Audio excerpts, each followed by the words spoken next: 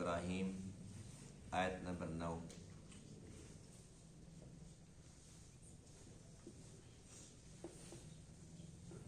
اعوذ باللہ من الشیطان الرجیم،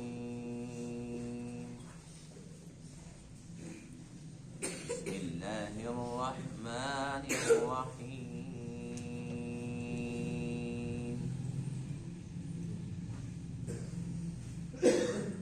قالت رسلهم أفي الله شك فاطر السماوات والأرض يدعوكم ليغفر لكم من ذنوبكم ويؤخركم إلى أجل مسمى قالوا إن أنتم إلا بشر مثلنا تريدون أن تصدونا عما كان يعبد آباؤنا فأتونا بسلطان مبين۔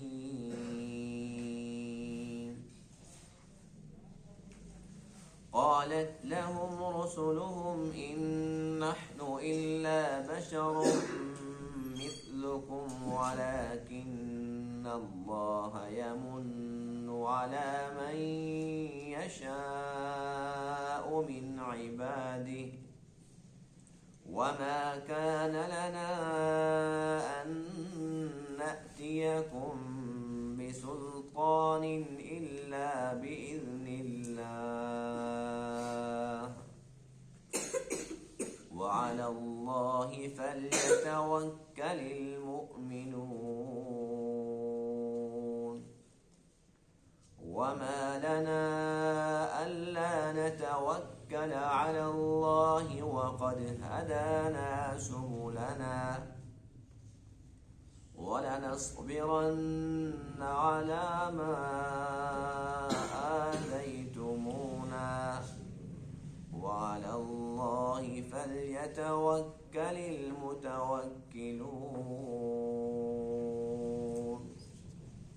صدق اللہ العظیم۔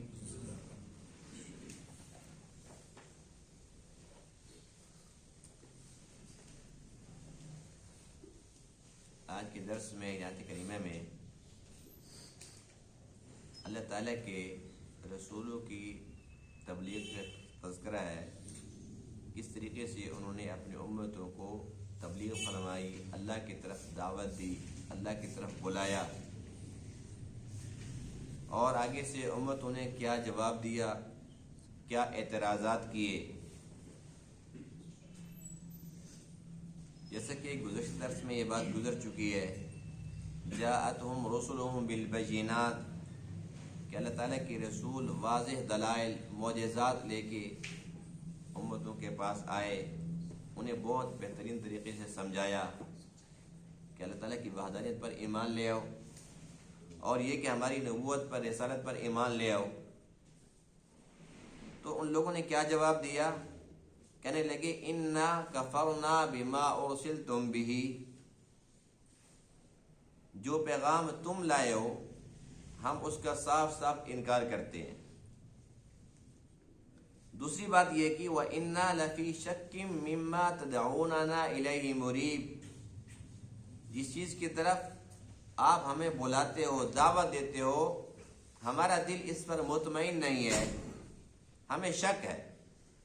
آپ کہتے ہو مرنے کے بعد زندگی ہے، ہمیں یقین نہیں آتا۔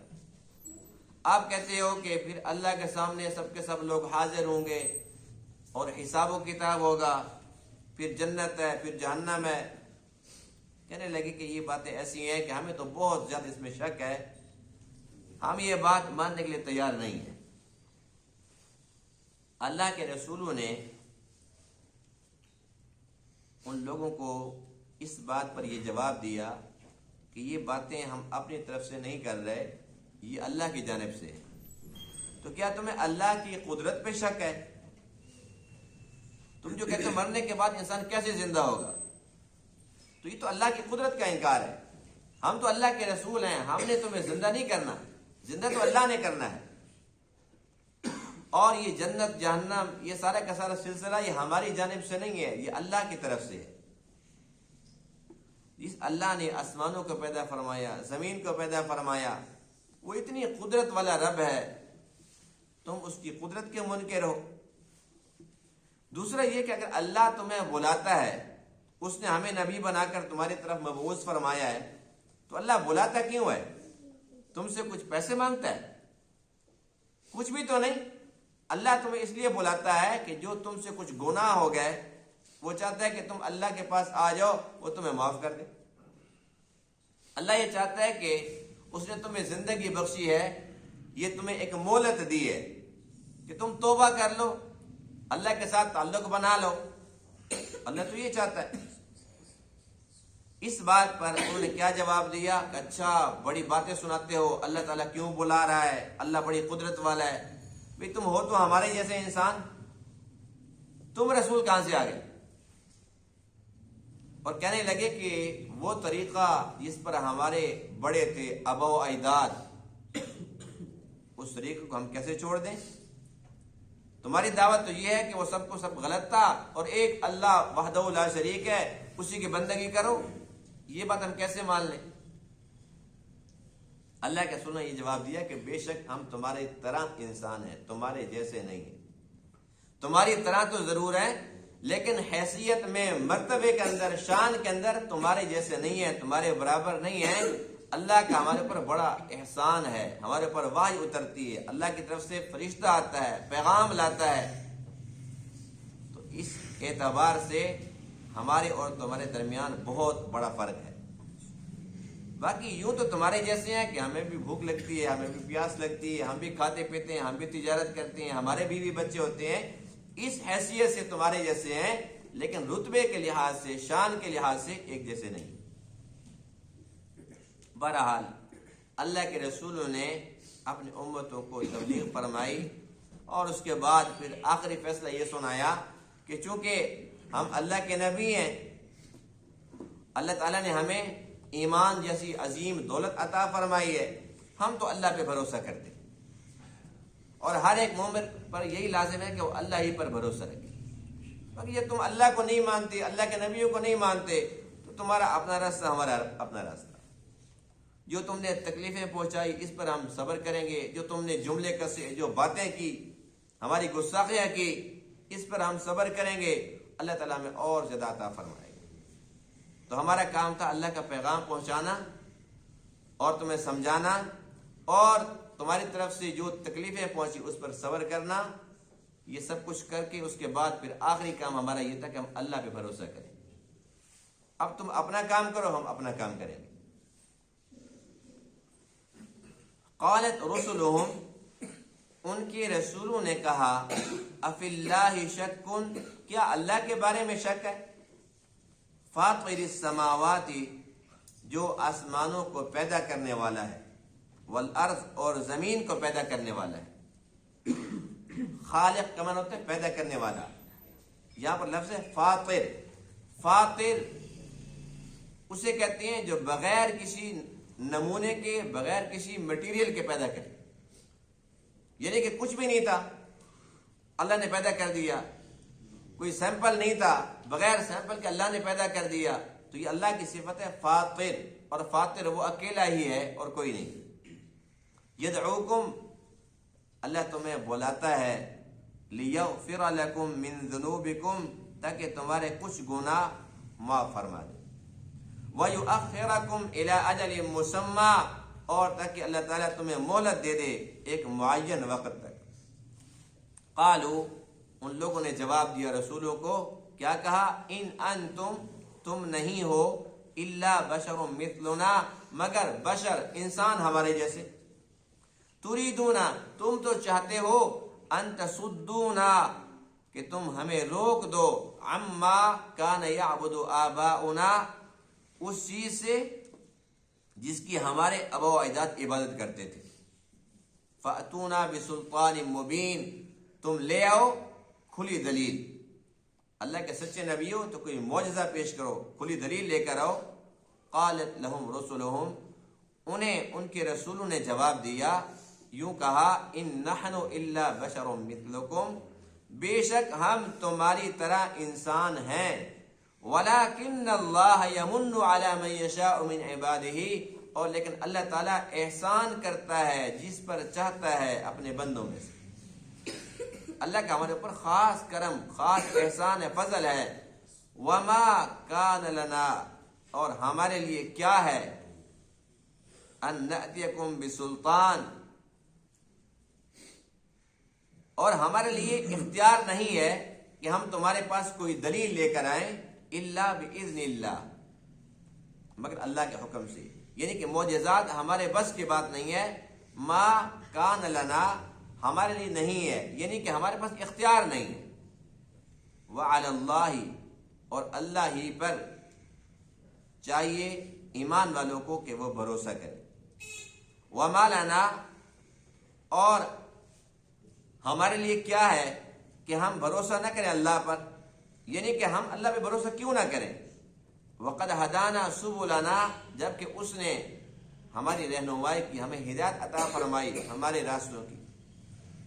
اللہ تعالیٰ کا خاص فضل ہے، اس نے ہمیں ہدایت سے نوازا۔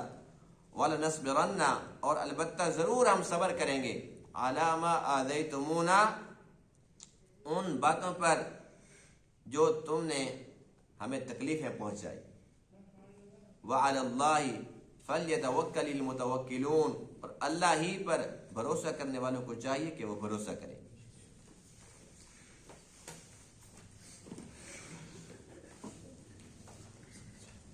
اللہ کے رسولوں نے سب سے پہلی بات امتوں کو یہ سمجھائی کہ اللہ تمہیں بلاتا کیوں ہے اپنی طرف۔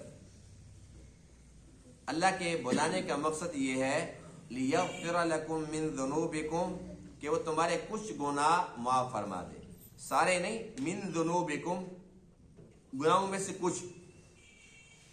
اس میں یہ سبق ہے کہ اللہ تعالیٰ بے شک مومن بندہ ہو، موحد بندہ ہو، لیکن ایک انسان اللہ تعالیٰ کے حقوق پورے پورے ادا کر رہا ہے، بڑا نمازی ہے، متقی ہے، بہت روزے کا پابند ہے، اللہ فرماتے ہیں کہ اس کے سارے گناہ معاف نہیں کرتا، کچھ کرتا ہوں، یعنی کہ اس کے وہ گناہ معاف کرتا ہوں جس کا تعلق میرے حقوق کے ساتھ ہے۔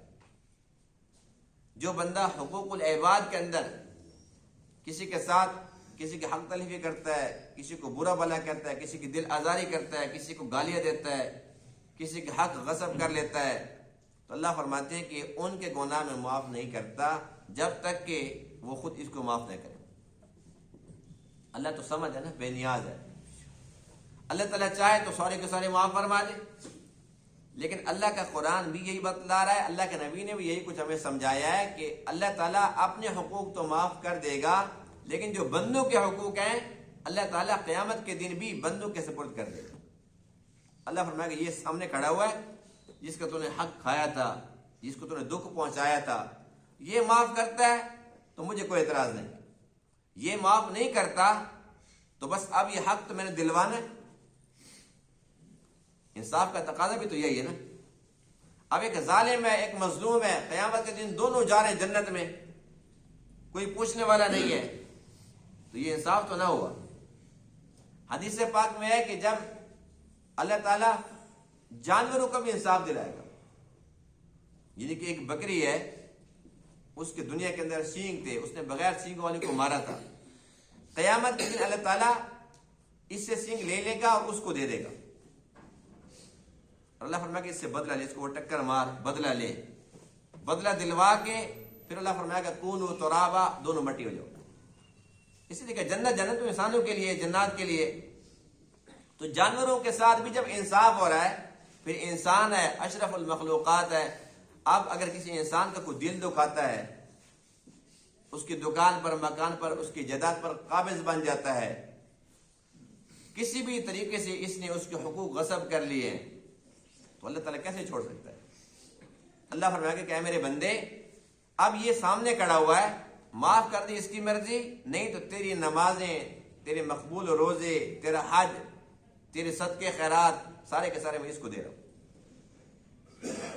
اور اگر وہ بندہ ایسا ہے کہ اس کے پاس تو کچھ ہے ہی نہیں، دنیا کے اندر بھی شیطان بن کے رہتا تھا، وہ تو کوئی نماز بھی نہیں پڑھتا تھا، نہ کبھی اس نے روزے چکھے تھے، تو اللہ فرمایا کہ کوئی بات نہیں ہے، تیرے پاس نیکیاں نہیں دینے کے لیے تو اس کی برائیاں یہ لے.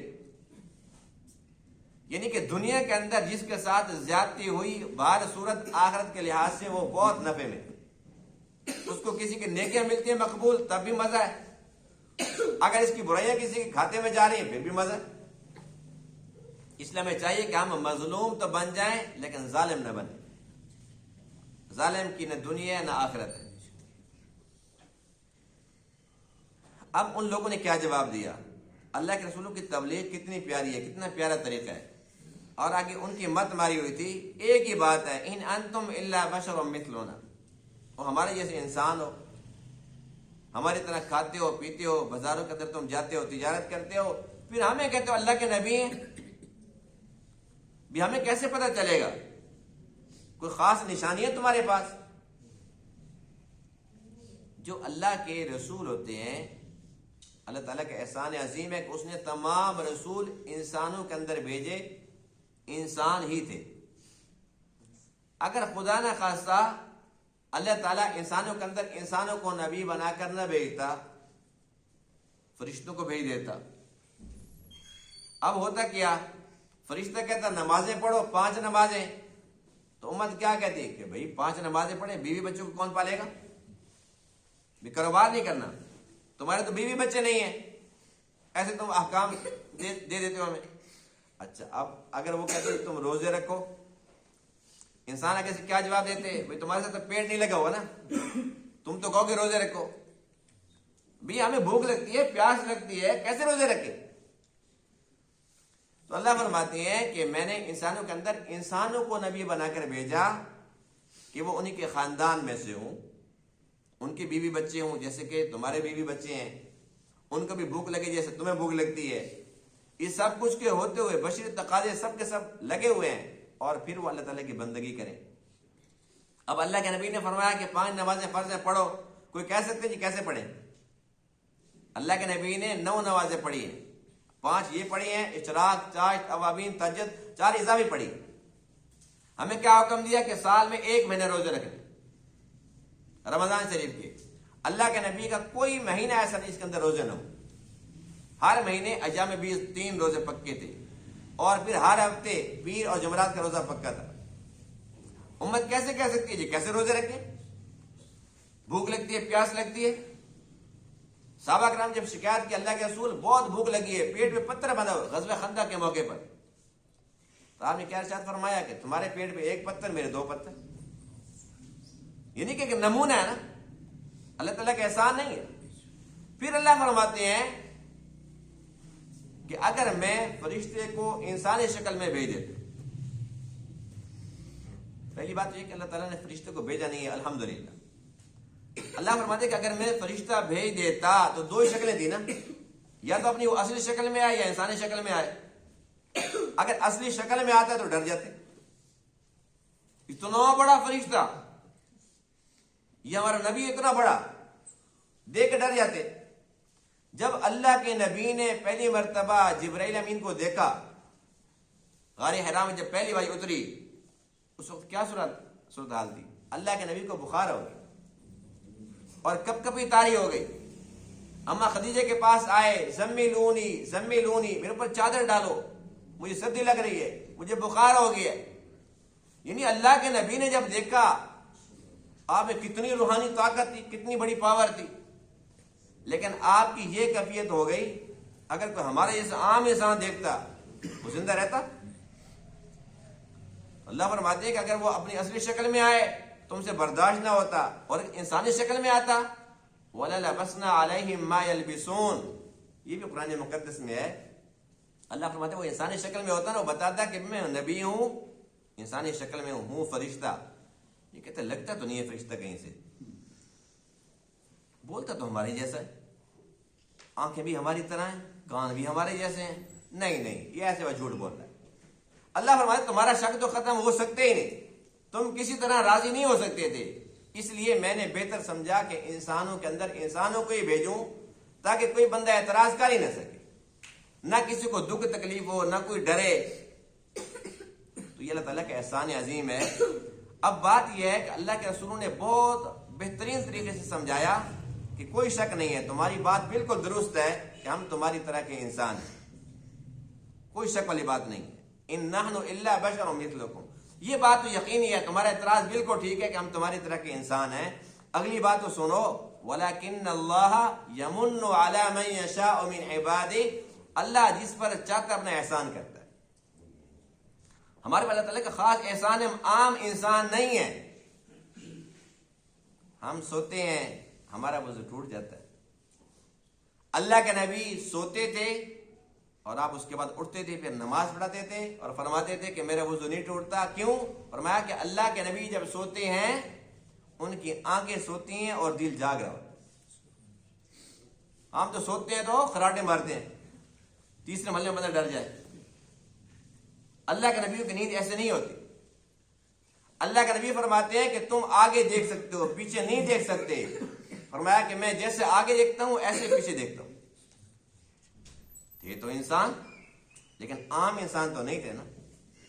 ہمارے پسینے کے اندر کتنی بدبو آتی ہے، کوئی پاؤڈر لگا رہا ہے تو کوئی پرفیوم، تو کوئی عطر چھڑک رہا ہے۔ بھئی کسی کے پاس جاؤ کم سے کم وہ یہ تو نہ کہ دفع ہو جاؤ۔ اللہ کے نبی کے پسینے کے اندر اتنی پیاری خوشبو کہ مشک مقابلہ نہیں کر سکتی۔ اب اللہ کے نبی کی شان بہت بلند ہے، دیکھنے میں تو انہی جیسے تھے لیکن حقیقتاً ان جیسے نہیں تھے۔ اب یہ دیکھ لینا کہ پانی ہے، یہ جو زمزم کا پانی ہوتا ہے اور یہ عام پانی ہے، دیکھنے میں کوئی فرق ہے؟ اب ایک بوتل میں وہ ڈال دو، دوسری میں دوسرا ڈال دو، تو فرق محسوس ہوگا؟ لیکن جب بتائیں گے کہ یہ زمزم کا پانی ہے، اچھا، پھر کھڑے ہو جاتے ہیں پینے کے لیے، تو پتہ چلتا ہے کہ دیکھنے میں ایک جیسے ہیں لیکن رتبے کے لحاظ سے ایک جیسے نہیں ہے۔ اسی طریقے سے جب پتہ چل جائے کہ یہ عام پانی نہیں ہے، زمزم ہے، ہم کہتے ہیں بھی اس کو نیچے نہیں گرانا، خیال رکھنا ہے، اور تھوڑا سا بچ جائے تو منہ کے اوپر لگاتے ہیں، آنکھوں پر لگاتے ہیں۔ دوسرے پانی کے ساتھ ہم کیا سلوک کرتے ہیں ہم سب جانتے ہیں۔ تو اللہ کے نبی دیکھنے کے اندر تو عام انسانوں جیسے، لیکن رتبے اور شان کے لحاظ سے، مرتبے کے لحاظ سے بہت زیادہ بلند، اس لیے کہ آپ مقصود خلائق، مقصود کائنات ہیں۔ اللہ کے نبی نے سب کچھ سمجھایا اور آخر میں ایک ہی بات کی کہ بس تم نے جو دکھ پہنچائے، تکلیفیں پہنچائی، ہمارا کام تھا اللہ کا پیغام پہنچانا، ہم نے پہنچا لیا۔ ہم ان تکلیفوں پر صبر کرتے ہیں اور اللہ سے اجر کی امید رکھتے ہیں، اور بس ہم نے اب اللہ پہ بھروسہ رکھنا ہے۔ کوئی انسان کوئی بھی کام کرتا ہے نا تو آخر میں کیا کہتا ہے، تھک ہار کے کیا کہتا ہے، بس اب میں اللہ کے سپرد کرتا ہوں۔ تو اللہ کے نبیوں نے سمجھانے کی انتہا کر دی اور پھر آخر میں فرمایا کہ بس ہم اللہ پہ بھروسہ رکھتے ہیں، اور فرمایا کہ اللہ پر ہی بھروسہ رکھنا چاہیے ایمان والوں کو۔ جو اللہ پہ بھروسہ رکھنے والے متوکل ہیں انہیں اللہ ہی پر بھروسہ رکھنا چاہیے۔ ابھی توکل کیا ہے؟ توکل کے مفہوم کو کچھ ہم نے یوں توڑ موڑ کے پیش کیا ہے، اور ہمارے دماغ کے اندر ایسا فطور ہے کہ ہم اس کی حقیقت سے واقف نہیں ہیں۔ ہر ایک نے اپنے طور پر اس کا مفہوم دماغ میں بٹھایا ہوا ہے، گھڑا ہوا ہے۔ توکل کس کو کہتے ہیں؟ اچھا اللہ پہ بھروسہ کرو، یہ بات تو سچ ہے، اللہ پہ بھروسہ کرو۔ اللہ پہ بھروسہ کیسے کریں؟ حدیث پاک میں ہے کہ ایک صحابی ہے، اللہ کے نبی کی خدمت میں آئے، ملاقات کی۔ اللہ کے نبی نے پوچھا وہ کس چیز پر آئے؟ اونٹنی ہے۔ اونٹنی کدھر ہے؟ وہ جی میں نے اس کو بیل چھوڑا ہے، اس کو باندھا ہے۔ نہیں جی بس میں متوکل ہوں، اللہ تعالیٰ پہ بھروسہ ہے میرا۔ فرمایا کہ پہلے اس کا گھٹنا باندھو، اس کے بعد اللہ پہ بھروسہ کرو۔ یعنی کہ اسباب کو چھوڑنے کا حکم اللہ کے نبی نے نہیں دیا، اسباب کو اپنانے کا حکم دیا۔ فرمایا کہ اس کا گھٹنا، جیسے اونٹ ہوتا ہے نا تو اس کی ٹانگ یوں موڑ کے اوپر سے رسی باندھ دیتے ہیں۔ فرمایا کہ اس کا گھٹنا باندھو، پھر اللہ پہ بھروسہ کرو۔ گھٹنا باندھا نہیں ہے، اللہ پہ بھروسہ، تو اللہ تعالیٰ کا امتحان لینا چاہتا ہے۔ اللہ اس کا خیال کرتا ہے کہ نہیں کرتا؟ کسی بندے کو یہ حق حاصل نہیں ہے کہ وہ اللہ کا امتحان لے، اللہ کو حق حاصل ہے کہ اپنے بندے کا امتحان. کچھ لوگ یہ سمجھتے ہیں جی بس اللہ تعالیٰ نے پالنا ہے جی، اللہ تعالیٰ کھلاتا ہے وہی پلاتا ہے، ہمیں کیا ضرورت ہے کاروبار کرنے کی، ہم کیوں تجارت کریں، کیوں ہم دکانداری کریں، کیوں کاروبار کریں، اللہ تعالیٰ کھلائے گا جی، وہ پرندوں کو کھلاتا ہے، جانوروں کو کھلاتا ہے، ہمیں کیوں نہیں کھلائے گا. یہ فلسفہ ٹھیک ہے کہ غلط ہے؟ جی آدھے کہہ رہے ہیں غلط ہے، آدھے چپ ہیں، اس میں کے نظر ٹھیک ہے. پکی بات ہے نا؟ بالکل غلط ہے. اس لیے کہ پرندوں کو اللہ نے اختیار دیا ہے، پرندوں کو اختیار یہ دیا ہے کہ اپنے گھونسلے سے نکلو. نکلتے ہیں کہ نہیں نکلتے؟ وہ نماز کے ٹائم ہی صبح صبح نکل جاتے ہیں. انسان تو پھر منحوس ثابت ہوا ہے، پڑا ہوا ہے. آج کل تو کوئی 9 بجے، کوئی 10 بجے، 11 بجے اس کی آنکھ کھل رہی ہے، 11 بجے ناشتہ ہو رہا ہے، کوئی 10 بجے دوپہر کا کھانا کھا رہے ہیں، کوئی 12 بجے صبح کا ناشتہ کر رہے ہیں.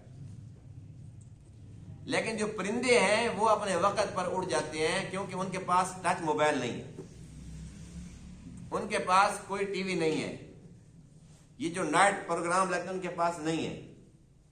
وہ آرام سے جیسے شام ہوئی اپنے گھونسلے میں چلے گئے، آرام کرتے ہیں. وہ صبح صبح نماز کے ٹائم اٹھتے ہیں، اللہ کا ذکر کرتے ہیں. درختوں کے اندر بیٹھے ہوتے ہیں نا، اللہ کا ذکر کر رہے ہوتے ہیں. اللہ کا قرآن کہتا ہے وَإِن مِّن شَيْءٍ إِلَّا يُسَبِّحُ بِحَمْدِهِ، ہر چیز اللہ کی تسبیح بیان کرتی ہے. وَلَٰكِن لَّا تَفْقَهُونَ تَسْبِيحَهُمْ، تم ان کی تسبیح سمجھ نہیں سکتے. وہ سبحان اللہ پڑھ رہے ہیں، الحمدللہ، اللہ اکبر، لا الہ الا اللہ. اللہ فرماتے ہیں تمہیں سمجھ نہیں آتی لیکن وہ کر. اللہ نے ان کو اختیار کیا دیا کہ گھونسلے سے نکلو، صبح صبح اللہ کو یاد کرتے ہیں، نکل پڑتے ہیں. ان کے بس میں یہی تھا، نہ تو ان کے پاس کوئی پیسے تھے، نہ ان کے پاس کوئی اختیارات تھے، نہ ان کا کوئی گھر تھا. ان کے پاس ان کا گھر وہی گھونسلہ تھا. اللہ کا حکم تھا یہاں سے نکلو، وہ نکل پڑے.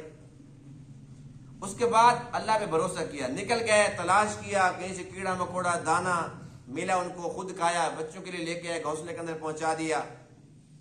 حدیث پاک میں کہ اللہ تعالیٰ پہ وہ بھروسہ کرتے ہیں، صبح نکلتے ہیں تو خالی پیٹ، شام کو آتے تو ان کا پیٹ فل ہوتا ہے.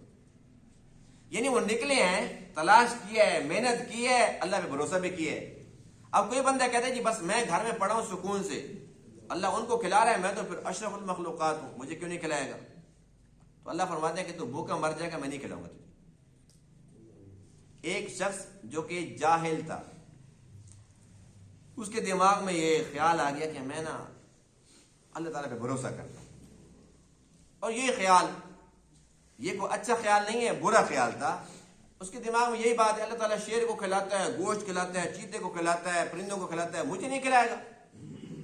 وہ جنگل میں پہنچ گیا، تسبیحات میں تھی اللہ اللہ اللہ اللہ، سبحان اللہ سبحان اللہ، بڑی تسبیحات گھمائی، بڑا زور لگایا.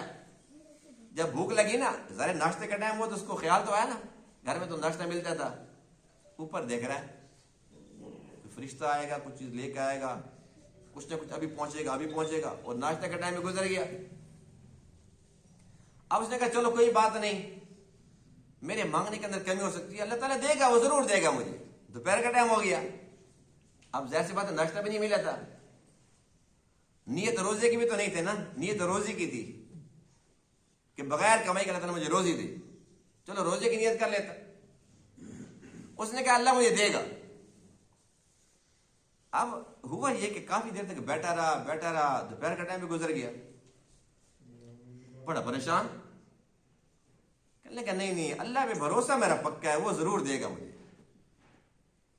اسی دوران کیا ہوا کہ ایک شیر آیا اس کے سامنے، شیر آیا اور یہ ڈر کے چھپ کے بیٹھا ہوا تھا. اس نے نا ایک ہرن کا شکار کیا. شیر کی تو عادت ہے، وہ جنگل کا بادشاہ ہے، اس میں سے جو اس کو پسند ہے اس نے وہی کھانا تھا. اس نے باقی وہاں پر چھوڑ دی. آپ تھوڑی دیر کے بعد کیا دیکھتا ہے، شیر چلا گیا اور ایک لومڑی ہے، ٹانگوں سے معذور ہے. اس کی نا 2 ٹانگیں نہیں ہیں پچھلی، اگلی ٹانگوں سے نا گھسڑ گھسڑ کے وہ آئی اور وہ شیر کا بچہ ہوا تھا نا اس کو کھانے لگ گیا. آپ یہ بندہ کہنے لگا واہ جی واہ کیا بات ہے، یہ ہے دیکھو اللہ کی قدرت. جس اللہ نے اس لومڑی کو، اتنا معذور تھی، اس کو تازہ ہرن کھلایا، شیر کو بھیجا کہ جاؤ شکار کرو، اور دیکھو اس کے پاس گوشت پہنچایا، اللہ اس کو کھلائے گا تو پھر مجھے کیسے بھوکا مارے گا؟ مجھے بھی ضرور کھلائے گا۔ اس کا یقین اور پختہ ہو گیا، یہاں تک کہ دوپہر کا ٹائم بھی گزر گیا، اللہ نے اس سے کچھ نہیں کھلایا پلایا۔ جب کافی دیر گزر گئی، اوپر دیکھتا رہا بار بار آسمان کی طرف، کبھی فرشتہ کو لے کے آ کے دسترخوان، کوئی من و سلو آئے گا، جب کچھ نہیں آیا بڑا مایوس ہو گیا، یہاں تک کہ غیب سے آواز آئی۔ آواز یہ تھی، اے میرے بندے، شیر بن، لومڑی نہ بن، اللہ نے تجھے ہاتھ پاؤں دیے ہیں، تو کما، دوسروں کو کھلا۔ لومڑی تو معذور تھی، اللہ نے شیر کو بھیج دیا کہ جاؤ خود بھی کھاؤ، اس کو بھی کھلاؤ۔ کیا تو لومڑی ہے؟ کیا تیرے ہاتھ پاؤں ٹوٹے ہوئے ہیں کہ تو شیر کا انتظار کرے یا کسی کا انتظار کرے کہ وہ تیرے پاس آئے، تیرے منہ کے اندر کچھ چیز ڈالے، تو کھائے پیے؟ کیوں؟ شیر بن۔ اب اسے خیال آیا کہ تسبیح گھمانے سے کچھ نہیں ہوتا، اسباب کی دنیا ہے، اسباب کو اپنانا پڑے گا۔ اللہ تعالیٰ قادر مطلق ہے، وہ چاہے تو بغیر سورج چاند کے ہمیں روشنی دے دے، قادر ہے کہ نہیں ہے؟ لیکن اس نے کیوں بنایا سورج کو، کیوں بنایا چاند کو؟ اللہ بغیر بادلوں کے بارش دے سکتا ہے، لیکن اس نے بادل بنائے ہیں۔ انسان کے دماغ میں بات کو بادل آ گئے ہیں، بس اب انشاءاللہ آئے گی بارش۔ یہ اسباب کی دنیا ہے۔ اللہ تعالیٰ سب کچھ بغیر اسباب کے کر سکتا تھا، لیکن اس نے نہیں کیا۔ کیوں نہیں کیا؟ اس لیے نہیں کیا انسان کو سبق سکھانے کے لیے کہ اے میرے بندے، اسباب کو اپناؤ ضرور، لیکن یقین کرو مسبب الاسباب۔ دکان بناؤ، دکان کھولو، دکان پر بیٹھو، مال ڈالو، لیکن بھروسہ دکان پر نہ کرنا، بھروسہ اللہ کی ذات پر کرنا۔ کہ میری ذمہ داری یہ تھی کہ میں دکان کھولوں، دکان کے اندر مال ڈالوں، یہاں پر بیٹھوں، ڈیوٹی دوں، میں نے اپنا کام کر دیا۔ تاجر تجارت کرے، لیکن تجارت پر ایمان نہ رکھے، ایمان اللہ کی ذات پر رکھے۔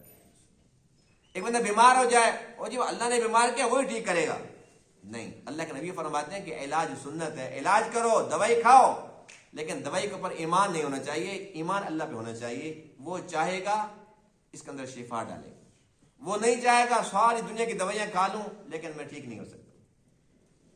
تو توکل کا مطلب میرے خیال سمجھ آ گیا ہوگا کہ اسباب کو چھوڑنا جہالت، اسباب کو اپنانا ہے، اور اپنانے کے بعد ان پہ بھروسہ نہیں کرنا، بھروسہ اللہ کی ذات پہ کرنا ہے کہ اسباب کا خالق وہی ہے۔